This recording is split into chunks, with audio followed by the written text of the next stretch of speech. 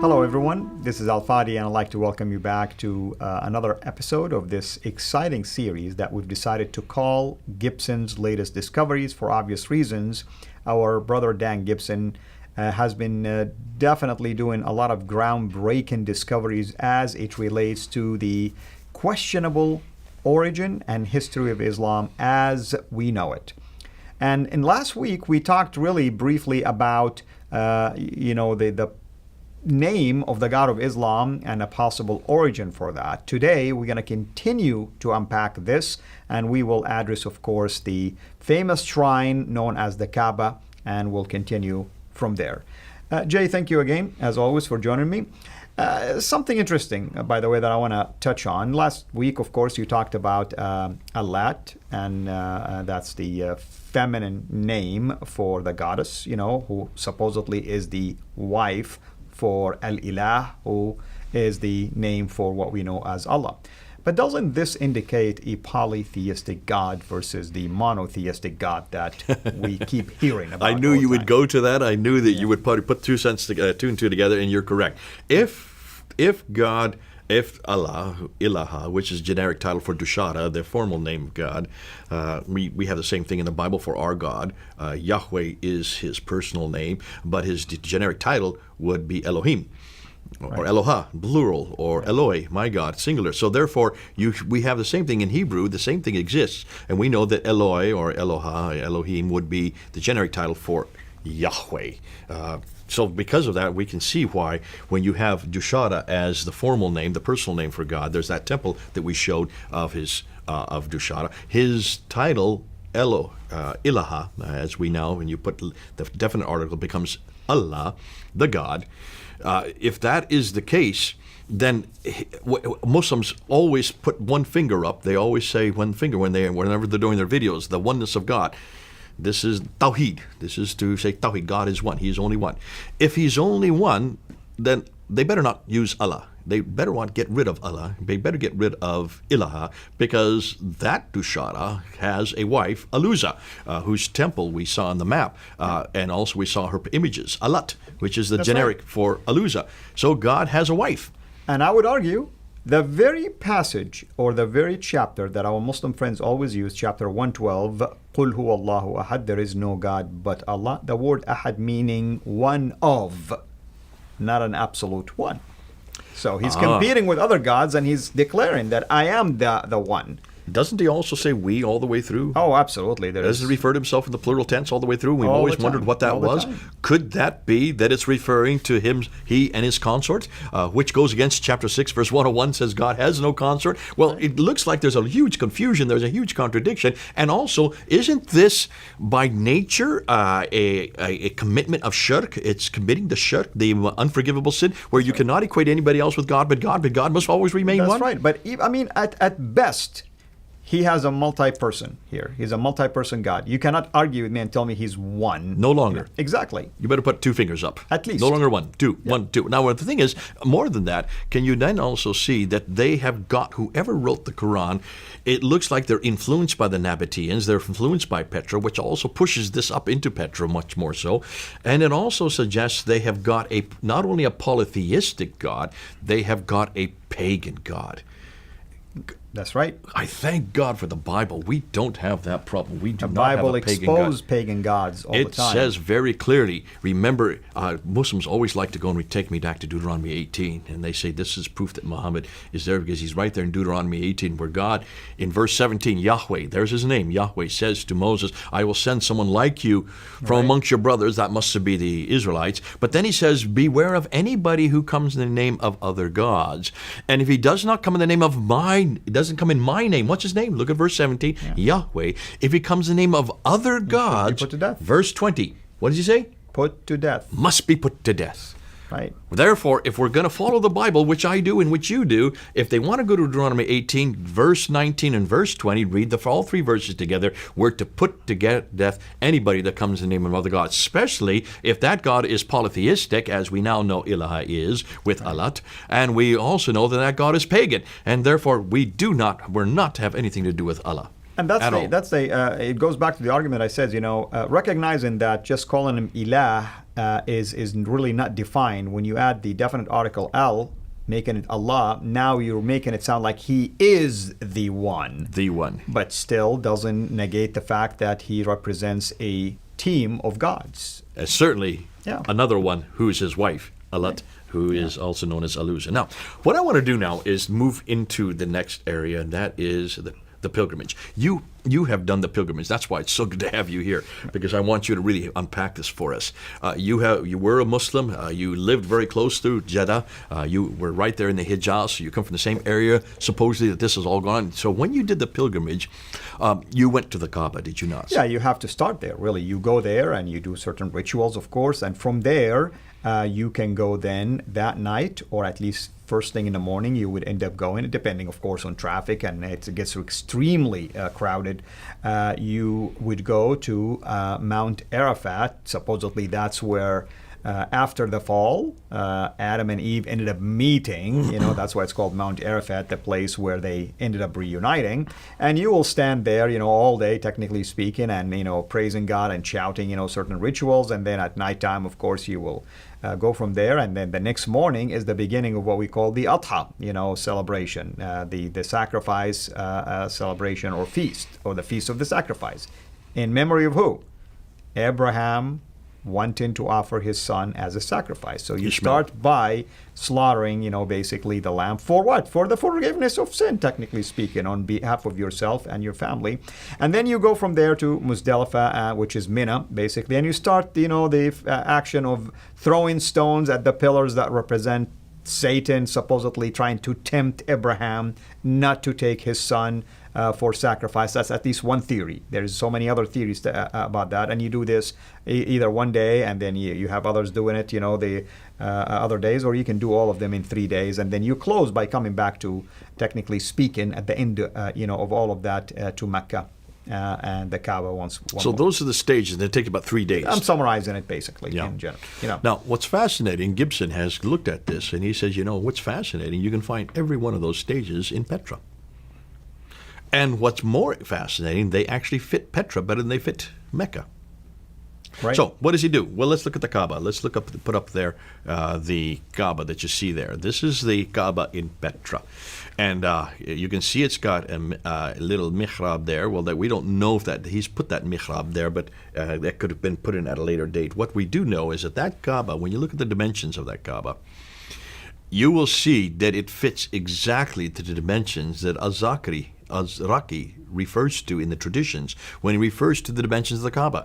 The dimensions for the walls and the size and shape exactly fit that Kaaba. If you look at what Azraqi, who is the earliest we see of any reference to a dimension of the Kaaba, they don't fit the present-day Meccan Kaaba. What does that tell you? Interesting. Of course, we're starting to unearth a lot of things that fit this Petra narrative. Okay, so the red line is 14.6 meters. That's the location. And look at the location. It's you can see that this Kaaba is in the middle of Petra. It also has buildings around it which look like old temples, which is exactly what we see in the traditions, that there were buildings around it. These are all other temples and other places of religious significance for them. That's exactly what you find in Petra. When we go from there, we want to go to the other two hills, which we know as Safa and Marwa. So let's put that up there. There you can see the Safa and Marwa. But let's take a look and see what we see in modern-day Mecca. That's explain the Safa and Marwa. What are they exactly? I'm on the right upper hand. Look at the green old mosque. That's an old picture of the mosque. It no longer in Mecca. That's what it used to look like before they covered it all up. And there you can see on the left side the Safa at the top and Marwa at the bottom. Right, and this is kind of like an offshoot coming out of the Holy Mosque, technically speaking. It's almost like literally a running track. You run in one direction between the two mounts, and you turn around and you run again. But usually you walk until you get to a certain point and you start running, and then you walk again, and then you turn around and you walk, then you run, basically, and walk all the way, and you like turn. fart You do it legs, like we used to do when we were practicing for cross country. Okay, so you can see a picture of them doing that there in the bottom picture. There they are with their dress for the occasion. That on the left picture, you can see where the Safa and Marwa are in a more modern rendition. That's what it looks like today. So you can't really see Safa and Marwa. They are not as distinct as the old mosques used to be. That's the Safa and Marwa. But the problem is, what do we know about the story of Safa, and what is going on with Safa and Marwa? What are they exactly?